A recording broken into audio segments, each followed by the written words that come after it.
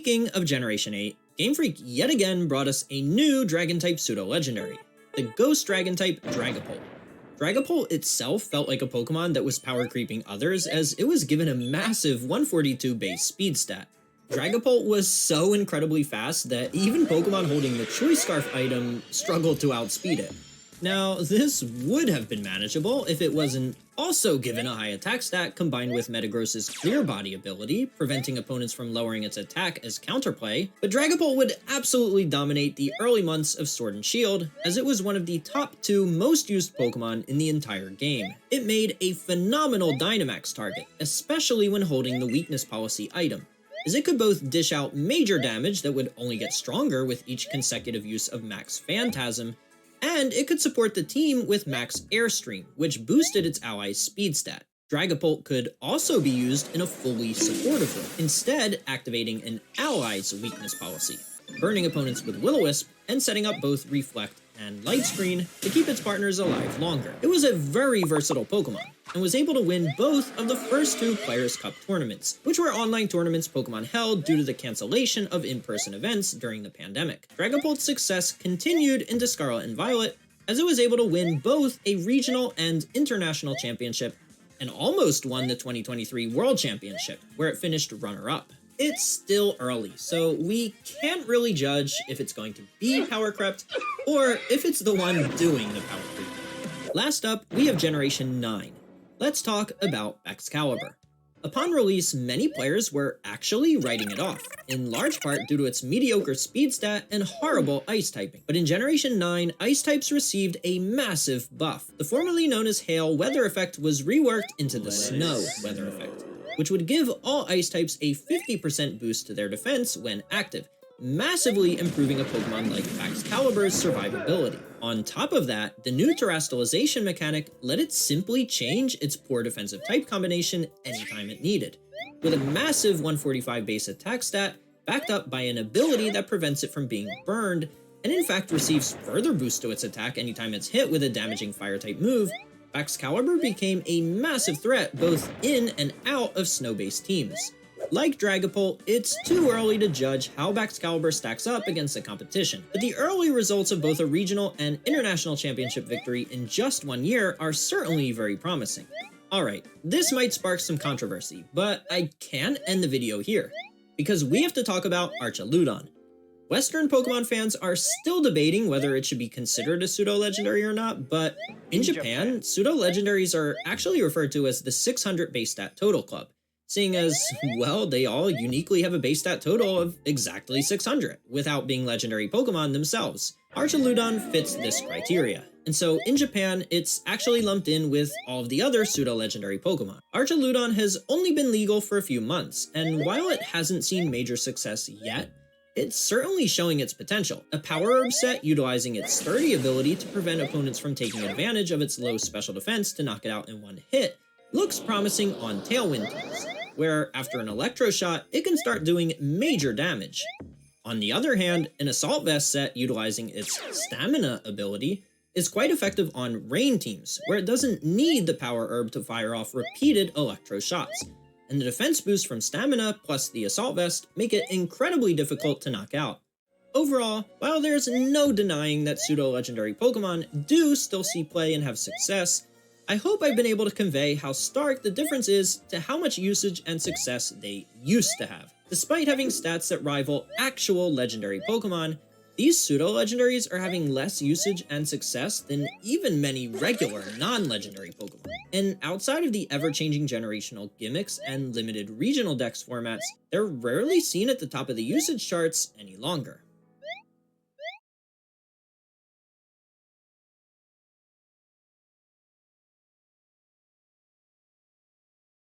Do you know which Pokemon has won the most World Championships?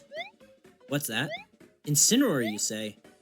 Well, actually, no, yeah, you'd be right.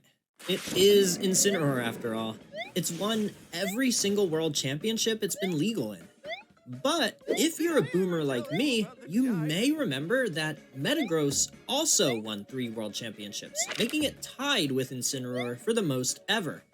While Incineroar is the current king of competitive Pokemon, having won 3 of the last 5 World Championships, Metagross, much like myself sadly, is the washed up king, having won 3 of the first 5 World Championships. So what made a Pokemon who used to be as dominant as Incineroar is today fall off so hard? And is there any hope that the Scarlet and Violet DLC will return Metagross to its former glory? Well, as the last person to actually win the World Championships with Metagross, let me answer those questions. But first, we need to take a look back at the story of Metagross's complete competitive history. Let's start with Diamond and Pearl, back in 2008 and 2009 when the official competitive Pokemon circuit first began. Metagross was, without a doubt, one of, if not the best Pokemon in the entire game. It had sky-high attack and phenomenal defenses to back it up, strong 100 base power moves to take advantage of its high attack in Meteor Mash and Earthquake, an ability to block any attempts to lower its attack, and even access to a priority move in Bullet Punch whenever it needed to bypass its mediocre speed stat to finish off a weakened opponent before they can move. But I haven't even gotten to the 2 biggest reasons that Metagross was on every team. First is its type, Steel and Psychic. At the time, this combination was arguably the best type combination of any existing Pokemon. Metagross had 9 resistances, but only 2 weaknesses. Yeah, Steel types actually used to resist Ghost and Dark type attacks, canceling out the Psychic type's weakness to them. The second reason might actually blow your mind if you weren't playing competitively back in Generation 4. And I mean this literally, because I'm talking about the move Explosion. But what's so important about Explosion? Well, despite its listed base power being 250, it would actually have all Pokemon's defense prior to doing damage, effectively giving it a base power of 500. To put this in perspective, Metagross's Explosion was just about as strong as a Choice Specs Kyogre's full-powered Water Spout in the rain. But Metagross was able to abuse Explosion even further with its held item. While other items like Shukaberry, Okaberry, and Lumberry were more common choices, Custap Berry was also a really good choice. Because of Metagross's typing and stats, it was really hard to knock it out in one hit.